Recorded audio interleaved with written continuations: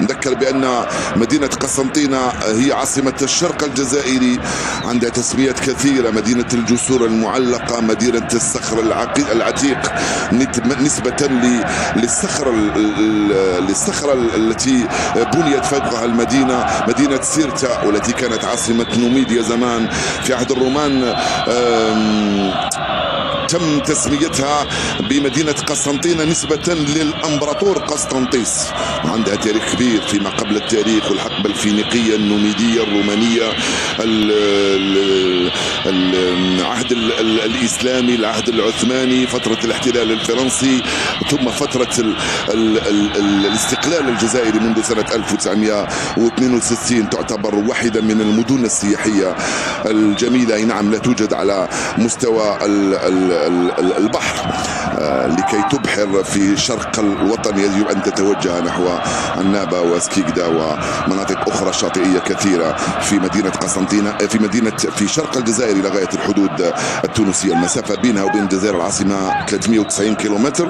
تصوروا معي بينها وبين تندوف 2056 كيلومتر. نعم 2056 كيلومتر بين نقطة ونقطة في الجزائر القارة. كرة من هنا مدينة الجامع الكبير وجامع سوق الغزل وجامع سيدي الأخضر وجامع سيدي الكتابي ومسجد الأمير عبد القادر الشهير، والجسور المعلقة: جسر باب القنطرة وسيدي راشد وسيدي مسيد وملاح سليمان ومجاز الغنم وجسر الشلالات وجسر الزيتون، جنان الزيتون، وغيرها من الجسور الكثيرة خطيرة. لا لا لا لا لا لا لا لا لا لا. اللقطة الثلاثية كانت في منتهى الروعة. الكاتب ياسين وملك بن نبي والأديب أحلام مستغانمي والعلامة حميد بن باديس الذي يرمز وترمز له مدينة قسنطينة. حسيب أبو المرقة البطلة الأولمبية والعالمية في ألعاب القوة، طبعا بالإضافة إلى الشهداء والمجاهدين الذين كافحوا مع إخوانهم من أجل تحرير هذا الوطن على غرار زيرو يوسف. حتى أكتفي بذكر واحد من صناع ثورة التحرير الوطنية، بالإضافة إلى الكاتبة زهور نيسي والكثير من الأسماء اللي ما زالها حية واللي رحلت عنا كثيرة. يصعب علي ذكرها لأنني نخاف ننسى البعض منها. فقسنطينة بكل ما تحمله من إرث بشري ومادي وطبيعي ولا مادي ومعنوي وأخلاقي وثوري وتاريخي، لو كتبت عليها كتب، ولكن لم تكفي تلك الكتب التي كتبت عن تاريخ هذه المدينة وتاريخ الجزائر العريق والطويل الذي يمتد إلى قرون طويلة. طبعا من دون ما ننسى الشهيد حملاوي الذي سمي عليه هذا الملعب، وفدائي نفذ عدة عمليات تفجيرية وسط مدينة قسنطينة ضد الاستعمار الفرنسي رفقة الشهيدة مريم بوعتورة. هذا الملعب اللي يعتبر أيضا تحفة. نذكر بجهود الاتحاد الجزائري لكرة القدم في رغم ليس دوره المباشر، ليس مسؤوليته المباشرة، ولكن قام بأشياء كثيرة جدا تنظيمية إدارية وفنية وتقنية ومتابعة من أجل أن تكون الملاعب الجزائرية في أحلى حلة مثل هذه. شفنا ملعب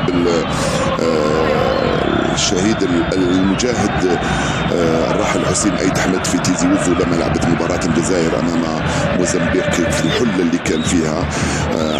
هذا بالإضافة إلى ملعب ميلود هاتفي في وهران وملعب نيلسون مانديلا في براقي، خاصة الملاعب الجديدة اللي خلتنا نشوف كرة أجمل وصور أجمل وتجاوب أجمل وحضور أجمل وأروع وأريحية أكبر وأكثر بالنسبة للاعبين، بالنسبة للجماهير، بالنسبة حتى لرجال الأمن عندما يوفرون الأمن للجماهير وللرسميين من لاعبين ومسيرين ومدربين.